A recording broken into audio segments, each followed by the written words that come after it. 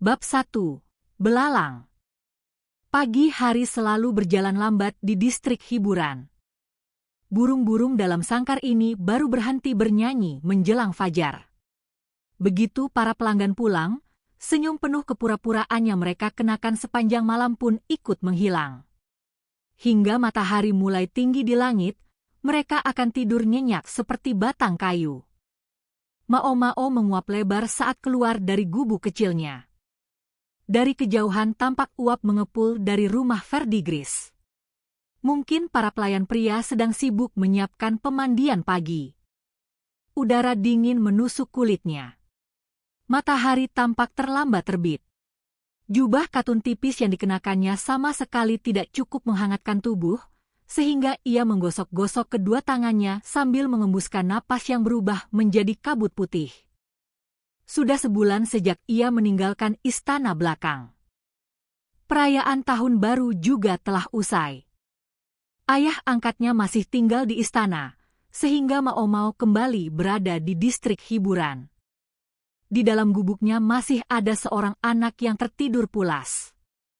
Mao-mao memutuskan membiarkannya tetap tidur, karena hanya pada saat itulah bocah itu bisa diam. Namanya Chou-u. Dia adalah satu-satunya penyintas klan Shi yang telah dimusnahkan, dan sekarang tinggal bersama Mao-mao. Ceritanya cukup panjang. Konon dia berasal dari keluarga terpandang. Namun Mao-mao kadang bertanya-tanya apakah bocah itu benar-benar dibesarkan dalam kemewahan. Kemampuannya beradaptasi sungguh luar biasa. Dia bahkan bisa mendengkur nyenyak di gubuk reot yang penuh angin seperti ini. Oh iya, nenek memanggilku. Sekalian saja mengambil air panas dari rumah Verdigris. Dalam cuaca sedingin ini, mandi dengan air sumur benar-benar bukan pilihan. Sambil menggigil, Mao-mao berhenti di depan sumur, menurunkan ember, lalu mulai menariknya kembali ke atas. Saat tiba di rumah Verdigris, para pelacur rupanya baru selesai mandi. Para gadis magang sibuk mengeringkan rambut mereka. Wah, pagi sekali hari ini. Yang menyapanya adalah Mei Mei, rambutnya masih basah berkilau. Dia salah satu dari 3 putri rumah Verdigris, sekaligus kakak angkat Mao-mao. Karena para pelacur paling terkenal selalu mendapat giliran mandi lebih dulu, Mei Mei sudah selesai lebih awal. Pagi, Kak. Nenek ada di mana? Lagi bicara dengan pemilik rumah di sana. Makasih. Yang mengurus seluruh kegiatan rumah Verdigris sehari-hari memang si nenek. Namun pemilik tempat itu sebenarnya orang lain. Pria itu datang sekitar sebulan sekali untuk membicarakan keadaan rumah bordil, para pelacur, serta berbagai urusan lainnya. Usianya sudah mulai memasuki masa tua. Meski begitu, di depan si nenek dia selalu tampak ciut. Wanita tua itu memang mengenalnya sejak masih kecil. Bahkan ada gosip yang mengatakan bahwa dia adalah anak si nenek dengan pemilik rumah Verdigris sebelumnya. Entah benar atau tidak, tak seorang pun tahu. Mengelola rumah bordil bukan satu-satunya usaha pria itu. Dia juga memiliki berbagai bisnis lain yang jauh lebih terhormat. Sekilas dia tampak seperti pria biasa yang lembut. Saking lembutnya, orang sering bertanya-tanya bagaimana dia bisa bertahan di dunia bisnis seperti ini. Bahkan Mao-mao khawatir apa yang akan terjadi pada rumah Verdigris kalau suatu hari si nenek sudah tidak ada. Jangan-jangan dia datang lagi membawa ide bisnis anehnya. Siapa yang tahu? Mei Mei hanya mengangkat bahu. Tepat saat itu, suara si nenek menggema ke seluruh bangunan. Dasar bodoh. Bodoh luar biasa. Apa yang sebenarnya kau pikirkan? Mao-mao dan Mei Mei saling berpandangan. Sepertinya dugaanmu benar. Iya. Kali ini dia membuat ulah apa lagi? Beberapa menit kemudian, si nenek keluar dari ruang dalam. Di belakangnya, Tuan pemilik mengikuti dengan langkah lesu, benar-benar tampak ciut. Semua orang memanggilnya Tuan pemilik. Itulah satu-satunya cara mudah untuk mengingat siapa sebenarnya pemilik rumah Verdigris. Melihat bagaimana dia terus mengusap kepalanya, sepertinya tonjokan buku-buku jari si nenek tadi cukup keras. Oh, Mao Mao. Kau sudah datang. Iya, Neh. Bukannya nenek sendiri yang menyuruhku datang. Oh, benar juga. Astaga, dia lupa. Mao Mao yakin dia hanya menggerutu dalam hati. Namun sesaat kemudian, buku-buku jari si nenek sudah mendarat di atas kepalanya. Kadang-kadang Mao Mao benar-benar curiga wanita tua itu sebenarnya jelmaan roh gunung yang bisa membaca pikiran. Tuan pemilik hanya menatapnya dengan wajah penuh simpati. Dia agak mengingatkanku pada tabib gadungan. Entah kenapa, kedua pria itu memang sedikit mirip. Aku tahu tatapan itu. Kau pasti ingin mandi. Sekalian sarapan juga, ya? Bawa anak itu juga. Wah, sedang baik hati, ya. Sesekali aku memang begitu. Si nenek berkata demikian, lalu melangkah menuju dapur dengan langkah penuh wibawa. Kalau begitu, saya pamit dulu. Tuan pemilik segera pergi. Sayang sekali. Mao Mao memperhatikannya sampai menghilang dari pandangan. Biasanya pria itu ikut sarapan bersama. Tak seorang pun berbicara. Seluruh ruang makan diliputi keheningan. Akhirnya Pak Irin yang duduk di samping Mao Mao angkat bicara. Mengerikan. Wajahnya penuh rasa jijik. Padahal Pak Irin adalah salah satu dari 3 putri rumah Verdigris, wanita yang kecantikannya dipuja banyak pria. Kalau para pelanggannya melihat ekspresi seperti itu, semua hayalan indah mereka pasti langsung hancur. Sedangkan Mao Mao, wajahnya tidak jauh berbeda dengan orang yang baru saja menemukan belatung mengambang di air minumnya. Meja makan yang panjang itu cukup untuk sekitar 20 orang.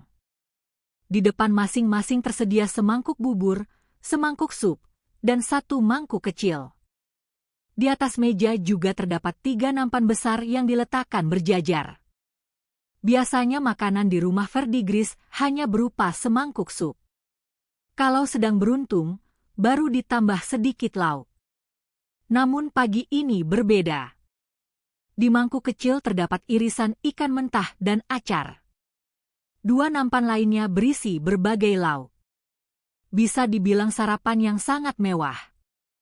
Namun, ada sesuatu yang berkilau gelap di atas nampan itu. Serangga. Serangga yang biasanya dianggap hama oleh para petani. Belalang. Nek, bisa jelaskan ini? Diam dan makan saja. Itu hadiah dari tuan pemilik. Kini Mao Mao benar-benar mengerti kenapa si nenek begitu marah. Selain mengelola rumah Verdigris, tuan pemilik juga menjalankan usaha resmi yang membuatnya dihormati masyarakat. Sayangnya, dia bukan pebisnis yang terlalu cakap. Panen tahun ini buruk. Kurasa para petani menangis-nangis sampai dia luluh. Sambil menggerutu, si nenek menuangkan cuka hitam ke dalam buburnya. Tuan pemilik bergerak di bidang perdagangan hasil panen. Di negeri ini, para petani menyerahkan sebagian hasil panennya sebagai pajak. Sebagian lagi dibeli oleh pemerintah. Sisanya diperdagangkan oleh para pedagang seperti dirinya. Menangis sampai matanya copot pun tetap saja salah. Apa yang ada di kepalanya sampai membiarkan penjual menentukan harga? Barang beginian juga mana mungkin laku dijual. Si nenek menunjuk sebuah gunungan belalang goreng di atas nampan. Belalang-belalang itu telah dibumbui dengan pasta kedelai dan gula semampunya. Katanya dia kebanyakan beli.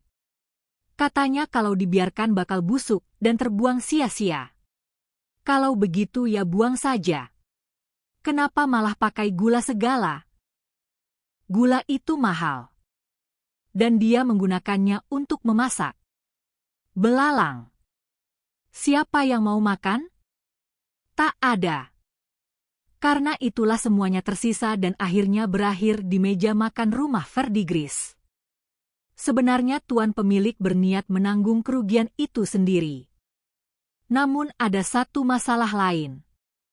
Dia memiliki seorang istri yang sama sekali tidak menyukai profesi para wanita di rumah Verdigris.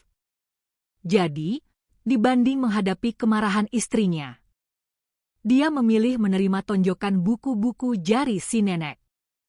Mao Mao menggaruk tengkuknya. Dia memang terbiasa memakan makanan sederhana. Tetapi melihat belalang sebanyak ini, bahkan dia pun kehilangan selera. 2 atau 3 ekor mungkin masih sanggup.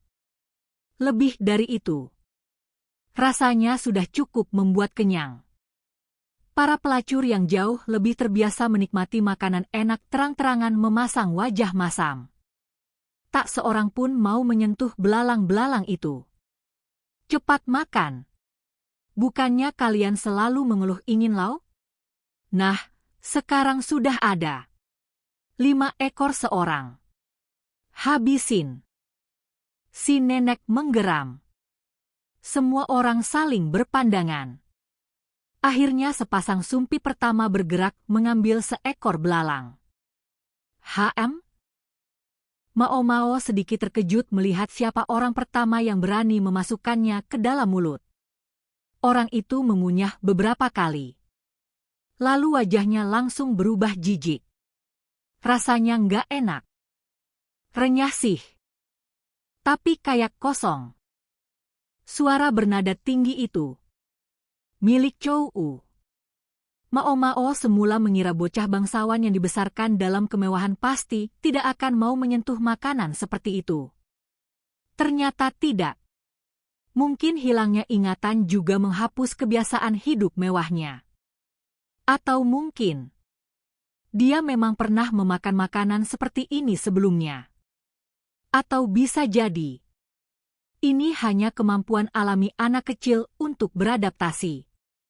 Wah, hebat juga kamu bisa makan begituan. Pairin menatap Chou U dengan kagum. Memang gak enak. Tapi bukan berarti gak bisa dimakan. Cuma renyah banget. Renyah. Penjelasan itu masuk akal. Isi perut belalang memang selalu dibuang sebelum dimasak. Karena itulah bagian dalamnya kosong. Mao Mao pun akhirnya mengambil seekor belalang. Tanpa semangat dia menggigitnya. Krek. Benar-benar renyah. Bahkan jauh lebih kosong daripada belalang yang pernah dimakannya sebelumnya. Padahal belalang ini sudah dimasak. Rasanya seperti hanya menggigit kulit luarnya saja. Sementara itu Chou U sedang menawar Pairin. Mbak mau aku makanin juga? Kasih aku 1 kue bulan, nanti aku habisin. Mao Mao langsung mencengkeram kepalanya dan menekan bocah itu kembali ke tempat duduknya. Aduh. Aduh. Sakit. Mao Mao menjepit seekor belalang dengan sumpitnya. Lalu menatapinya lekat-lekat. Begitulah kebiasaan buruknya. Begitu ada sesuatu yang menarik perhatiannya, dia tidak akan bisa berhenti memikirkannya. Aku ingin kau pergi berbelanja untukku. Setelah sarapan selesai, si nenek akhirnya teringat alasan sebenarnya dia memanggil Mao Mao. Dia ingin Mao Mao pergi ke pasar yang membentang di sepanjang jalan utama ibu kota. Para pelacur tidak diizinkan keluar dari rumah bordil. Sementara itu, para pelayan pria di tempat ini terlalu polos untuk dipercaya berbelanja. Pasar menjual berbagai barang yang aneh dan menarik. Namun di sana juga banyak penipu yang siap menguras uang orang lengah. Memang lebih murah berdagang di pasar karena tidak perlu menyewa toko. Sebaliknya, justru lebih sulit membedakan pedagang jujur dan pedagang nakal. Kalau tidak cermat, mudah sekali tertipu. Aku butuh dupa yang biasa. Yang dimaksud si nenek adalah dupa beraroma lembut yang selalu dibakar di pintu masuk rumah Verdigris. Karena termasuk barang habis pakai, tentu lebih baik membelinya semurah mungkin.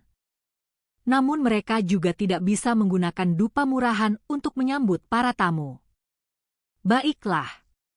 Imbalannya apa? Mao mengulurkan tangan. Namun si nenek hanya menepisnya. Air mandi dan sarapan untuk 2 orang. Cukup, kan? Pelit sekali. Meski menggerutu dalam hati, Mao tetap berangkat. Hei, si bintik. Belikan aku yang itu. Ogah. Chow menunjuk sebuah kios mainan. Mao menyeretnya pergi sambil menarik lengan bajunya. Awalnya dia berniat berbelanja sendirian. Namun bocah itu berguling-guling di lantai, menangis, dan mengamuk sampai akhirnya Mao menyerah. Kini mereka berjalan menyusuri pasar bersama. Sebuah jalan besar membelah tepat di tengah ibu kota.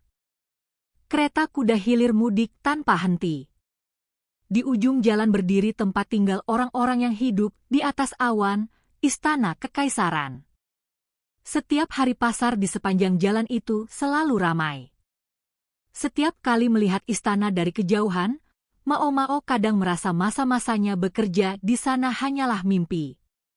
Namun kehadiran Chow di sampingnya menjadi bukti bahwa semua itu benar-benar terjadi. Kalau bukan karena peristiwa di istana, bocah ini tidak mungkin tinggal bersamanya sekarang. Pemberontakan klan Shi ternyata ikut memengaruhi keadaan pasar. Daerah utara biasanya memasok gandum dan hasil hutan. Namun kini jumlah pedagang yang menjual barang-barang itu tampak jauh berkurang. Sebaliknya, buah-buahan kering dan kain dari wilayah selatan serta barat justru semakin banyak. Lalu ada satu hal lagi yang langsung membuat Mao mengernyit. Belalang rebus. Belalang lagi.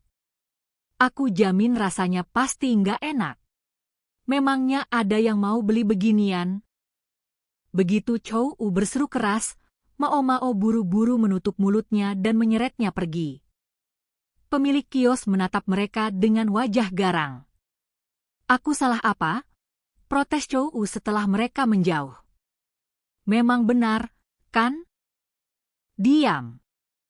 Tatapan Mao bahkan tidak kalah tajam dari tatapan si pedagang. Inilah kenapa aku tidak suka anak kecil. Kalau isinya cuma kulit kosong begitu, jelas rasanya nggak bakal enak. Lalu Chow bergumam lebih pelan. Kelihatannya panen tahun ini bakal buruk. Mao langsung berhenti melangkah. Apa tadi katamu? Hah? Kalau belalangnya nggak enak. Yang setelah itu, Chow memiringkan kepala. Panennya bakal jelek. Iya. Kenapa kamu bisa tahu? Kenapa ya? Chow menggaruk kepalanya dengan tangan kanan.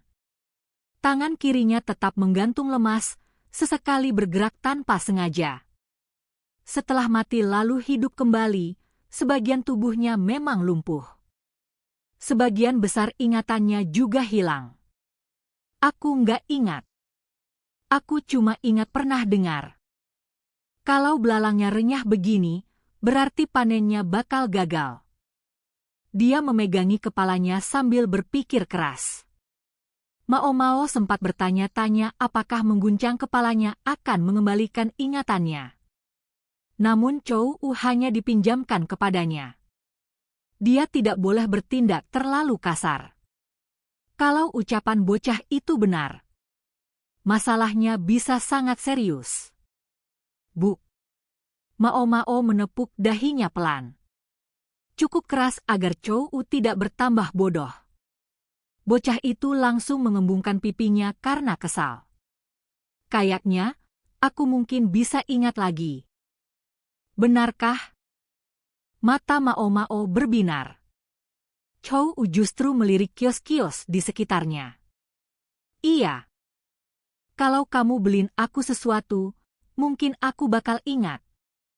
Mao Mao tidak berkata apa-apa. Dia hanya menarik kedua sudut mulut Chow sekuat tenaga hingga wajah bocah itu berubah aneh. Di sela gigi depannya yang ompong mulai tampak sebatang gigi baru yang sedang tumbuh. Dasar bocah tengil. Tetap saja bocah tengil. Katanya bakal ingat? Omong kosong. Meski kepalanya benjol, Chow tampak sangat senang menggambar. Yang dimintanya ternyata bukan mainan, melainkan kertas dan kuas. Mao Mao sebenarnya sudah mengizinkan dia memakai salah satu kuas miliknya. Yang tidak disangka, harga kertas ternyata cukup mahal. Entah bagaimana, sisa-sisa didikan keluarga bangsawan rupanya masih melekat padanya. Dia bisa membedakan kualitas kertas hanya dengan melihatnya. Sambil berkeliling toko, dia terus bergumam. Yang ini jelek. Yang itu juga jelek. Sampai akhirnya dia menemukan kertas paling mahal yang dipajang. Tentu saja Mao Mao tidak mau menurut begitu saja. Dia memilih kertas yang kualitasnya sedikit di bawahnya, tetapi masih sangat layak dipakai. Memang termasuk barang habis pakai yang mahal. Namun belum sampai tidak masuk akal. Semoga saja suatu hari nanti kertas menjadi lebih umum sehingga harganya ikut turun. Melihat Chow memeluk setumpuk kertas itu dengan wajah berseri-seri, Mao Mao memutuskan cukup menghukumnya dengan satu tonjokan ringan di kepala. Sepulang dari pasar, Chow langsung sibuk menggambar. Dia duduk di toko obat milik Mao Mao sambil menggerakkan kuasnya tanpa henti. Sementara itu, Mao Mao sedang meracik obat penggugur kandungan dan obat flu yang dipesan orang. Dia sengaja menyuruh Chow tetap berada di dekatnya agar bocah itu tidak mengganggu para gadis magang, beberapa di antaranya seusia dengannya, atau para pelacur. Setelah mengantarkan obat ke rumah bordil lain di dekat sana, Mao Mao kembali ke rumah Verdigris. Begitu tiba di depan pintu masuk, dia langsung melihat kerumunan orang. Para pelacur. Gadis-gadis magang. Bahkan beberapa pelayan pria ikut berdesakan. Ada apa ini? Mao Mao menyipitkan mata mencoba melihat lebih jelas. Tak lama kemudian dia menyadari bahwa pusat kerumunan itu adalah bocah tengil yang tinggal bersamanya. Dia bikin ulah apa lagi sekarang? Dengan langkah cepat Mao Mao menerobos kerumunan. Orang-orang memberi jalan hingga akhirnya dia berdiri tepat di depan Chow. Di hadapannya terbentang selembar kertas putih. Di atasnya menari-nari goresan tinta. Jangan nyelonong, si bintik. Antre yang benar. Apa yang sedang kamu lakukan? Chow duduk di depan papan kayu datar yang dijadikan meja darurat. Di hadapannya, seorang pelacur duduk dengan tenang, berusaha mempertahankan pose seanggun mungkin. Memangnya nggak kelihatan? Aku lagi menggambar. Kuas di tangannya meluncur tanpa ragu. Perlahan-lahan muncul gambar wanita yang duduk di depannya. Bahkan lebih cantik daripada aslinya. Nah, selesai. Chow mencelupkan kuas ke dalam wadah tinta, lalu mengibas-ngibaskan kertas itu beberapa kali. Wanita yang menjadi modelnya langsung tersenyum lebar. Astaga! Katanya sambil mengeluarkan dompet. Dia menyerahkan 5 keping uang. Bukan uang receh. Terima kasih sudah memakai jasaku. Chow menyelipkan uang itu ke lipatan pakaiannya. Jumlahnya jauh lebih banyak daripada uang jajan anak kecil. Oh, sekarang giliranku. Seorang pelayan pria segera duduk di kursi tadi. Bukannya dia sedang bertugas menjaga tempat ini? Kenapa malah ikut bermain? Kalau si nenek melihatnya, dia pasti habis. Maaf, Pak. Kertasnya sudah habis. Aku mau beli lagi sekarang. Besok datang lagi, ya? Sialan. Aku sudah nunggu seharian. Maaf banget. Besok Bapak yang pertama. Nanti aku bikin wajah Bapak jadi jauh lebih gagah. Ternyata dia pintar juga berjualan. Chow U menyelinap keluar dari kerumunan lalu berlari menuju toko kertas. Mao teringat. Tadi dia membelikan 10 lembar kertas. Dan semuanya sudah habis? Sedikitnya 3 orang di kerumunan sedang memegang potret masing-masing. Kalau dihitung dari harga yang dipasang Chow U, modal membeli kertas saja sudah kembali. Siapa sangka dia punya bakat seperti ini? Mao menggaruk tengkuknya. Diam-diam dia mengintip salah satu potret yang sedang dipegang seorang pelacur. Tidak becus semua. Kalian ini sedang apa? Suara serak si nenek menggema keras. Keramaian seketika lenyap. Semua wajah langsung pucat. Cepat bersiap menyambut tamu. Mau pelanggan kabur semua. Si nenek berdiri di sana sambil mengacung-acungkan sapu. Para pelacur, gadis magang, dan pelayan pria langsung berhamburan seperti laba-laba kecil yang ketakutan. Mao juga hendak menyelinap pergi. Namun, sebuah tangan kurus mencengkeramnya. Ada apa, Nek? Masih tanya. Bocah itu. Memang kau yang setuju merawatnya. Memang kau juga mendapat uang untuk membesarkannya. Tapi bukan berarti dia boleh melakukan apa saja sesukanya. Padahal semua uangnya juga nenek yang pegang. Memang begitu kenyataannya. Entah kenapa, semua uang yang diperoleh Chow U selalu berakhir di tangan si nenek. Alasannya berkaitan dengan izin khusus yang diberikan kepada bocah itu untuk bebas keluar masuk rumah Verdigris. Namun tetap saja, seorang laki-laki, meskipun masih anak-anak, tidak boleh tinggal di dalam rumah bordil. Di sisi lain, dia juga tidak bisa ditempatkan di asrama para pelayan pria. Karena itulah akhirnya dia tinggal di gubuk Mao. Dia memakai tempatku. Berarti aku berhak mendapat bagian. 10% saja cukup. Dasar nenek serakah. Mao yakin dia hanya mengumpat dalam hati. Namun, tonjokan buku-buku jari si nenek kembali mendarat tepat di atas kepalanya. Kau! Bersihkan kuas dan tempat tintanya. Kenapa aku? Jangan banyak tanya. Lakukan saja. Kalau tidak, besok kita makan sup belalang. Sialan. Sambil mengusap kepalanya yang kembali benjol, Mao pun mulai membersihkan kuas dan tempat tinta dengan wajah masam. Sore itu, ketika Chow U kembali ke gubuk mereka, Mao langsung menyambutnya dengan tatapan tidak senang. Si bintik, mana kuasku? Bocah yang tidak membereskan barang setelah dipakai tidak boleh meminjam kuas. Sambil berkata begitu, Mao sengaja membelakanginya dan memasukkan beberapa potong kayu ke dalam tungku. Jangan pelit, dong. Kalau aku pelit, itu karena belajar dari si nenek. Mao mengaduk bubur di dalam panci tanah liat yang sedang dipanaskan di atas tungku. Dia mencicipi sesendok. Rasanya sedikit hambar. Dia pun menambahkan sedikit garam. Ngomong-ngomong, lanjutnya, nenek bilang mulai sekarang dia akan menarik biaya karena kamu memakai tempatnya.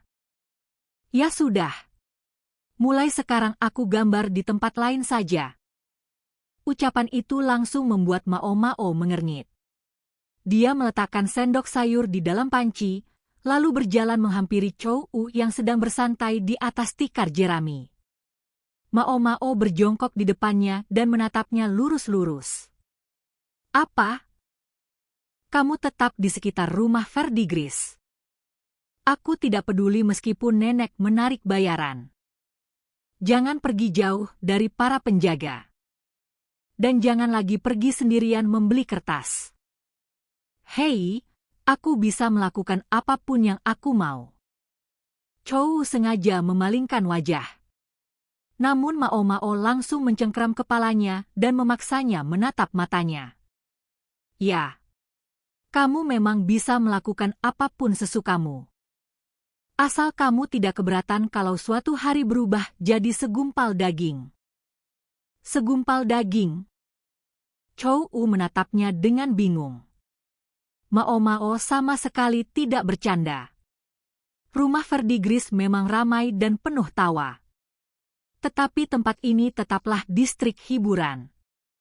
Sisi tergelap ibu kota selalu mengintai di balik keramaiannya. Lihat wanita itu. Di kejauhan tampak cahaya lentera bergerak pelan menembus kegelapan malam. Lentera itu dibawa oleh seorang wanita bertudung yang memanggul tikar jerami. Sekilas dia tampak seperti perempuan biasa. Namun, Chou langsung menahan napas. Dia berdiri mendadak. Baru sekarang dia menyadari. Wanita itu tidak memiliki hidung. Dia juga tidak mempunyai tempat tinggal yang layak. Satu-satunya cara mencari nafkah adalah melayani pelanggan di pinggir jalan. Perempuan-perempuan seperti itu merupakan lapisan paling bawah di antara para pelacur. Sebagian besar tubuh mereka telah dirusak oleh penyakit kelamin. Wanita yang berdiri di luar sana pun tampaknya sudah tidak memiliki banyak waktu untuk hidup. Tetapi kalau ingin makan esok hari, dia tetap harus mencari laki-laki untuk dilayani. Kenapa dia berada di sekitar sini? Mungkin ayah angkat Mao Mao yang berhati lembut pernah memberinya obat. Atau mungkin dia sedang berharap mendapatkan sisa makanan dari salah satu rumah bordil. Apapun alasannya, kehadirannya cukup merepotkan. Tempat ini bukan tempat yang baik. Mao Mao berbicara pelan. Tidak peduli kamu masih anak kecil. Kalau orang tahu kamu membawa beberapa keping uang, akan ada orang yang rela membunuhmu demi mengambilnya. Dengan kata lain, kalau Chou tidak ingin mati, dia harus mematuhi perkataannya. Bocah itu mengerucutkan bibirnya. Matanya mulai berkaca-kaca. Namun akhirnya dia mengangguk pelan. Sudah paham. Kalau begitu cepat makan malam. Lalu tidur. Mao Mao kembali berdiri di depan tungku dan melanjutkan mengaduk bubur. Keesokan paginya, saat Mao Mao terbangun, Chou ternyata sudah bangun lebih dulu. Terdengar suara berisik dari sudut ruangan. Begitu mendongak, dia melihat meja sudah dipenuhi lembaran kertas. Chou sedang menggerakkan kuasnya dengan penuh semangat. Dasar bocah tengil. Dia rupanya berhasil menemukan kuas dan tempat tinta yang kemarin disembunyikan Mao Mao. Mao Mao langsung bangkit. Dia sudah bersiap menghadiahi bocah itu dengan tonjokan di kepala. Namun, salah satu lembar kertas melayang turun dari meja. HM. Karena penasaran, Mao Mao memumutnya. Di atas kertas itu tergambar seekor serangga dengan sangat rinci. Terlalu rinci, malah. Saking nyatanya, melihat gambar itu saja sudah membuat kulitnya merinding. Mengingatkanku pada seseorang. Pemandangan itu membuatnya teringat pada seorang pelayan istana. Tidak. Seorang selir. Shisui. Gadis yang sangat menyukai serangga itu juga gemar menggambar seperti ini. Dada Mao Mao terasa sedikit sesak ketika mengingatnya. Tiba-tiba Chou berdiri.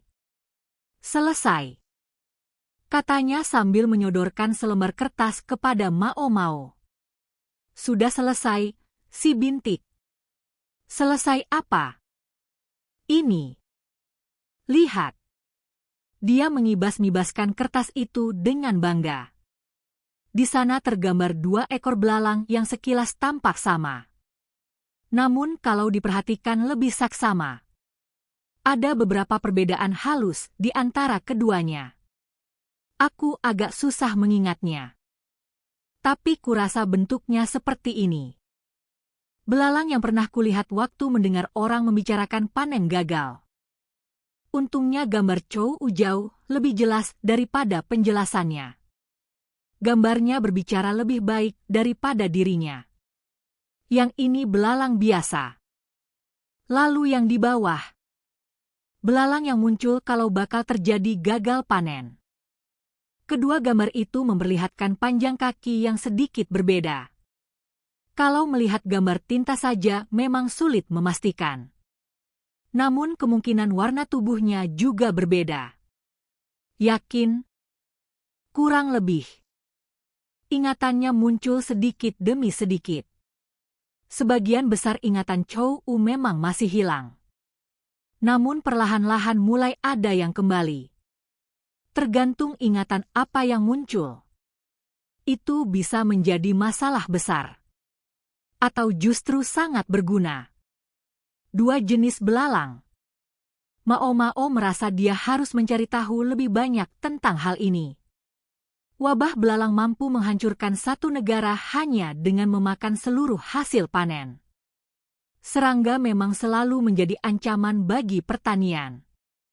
Tetapi wabah adalah sesuatu yang sama sekali berbeda. Saat jumlahnya meledak, mereka melahap apa saja.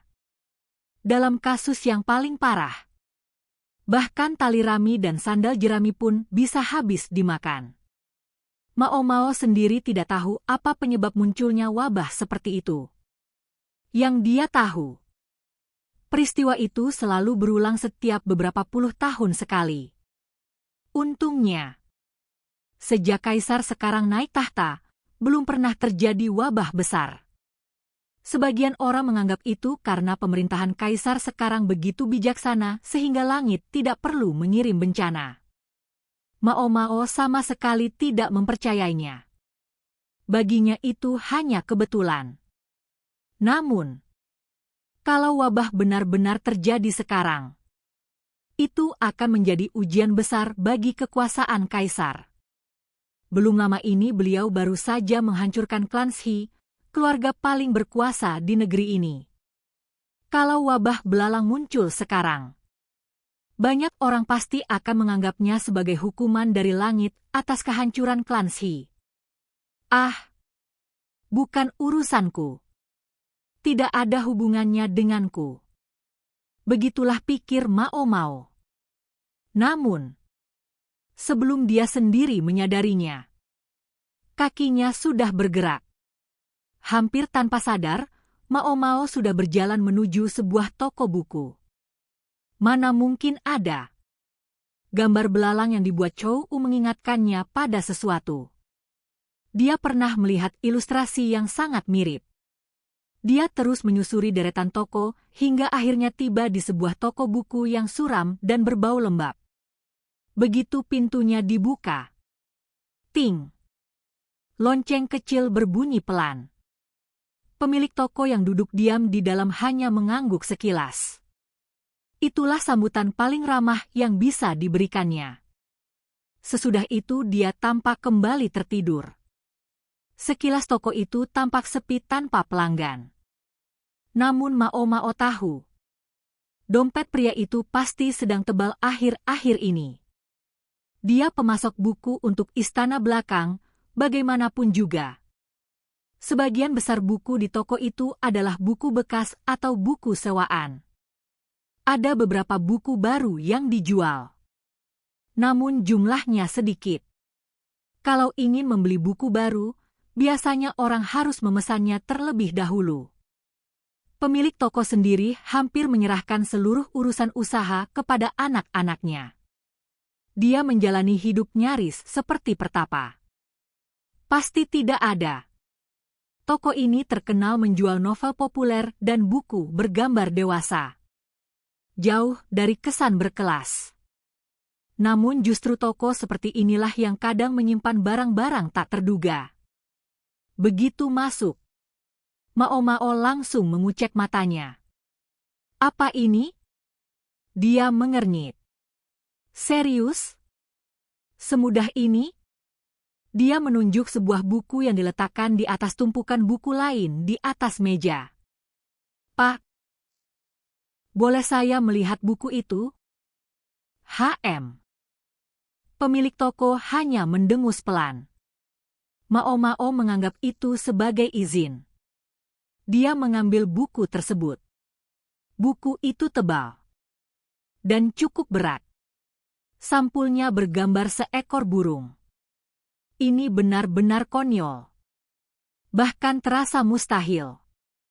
Namun kenyataannya, buku itu benar-benar ada di hadapannya. Halaman demi halaman dipenuhi gambar burung beserta penjelasannya.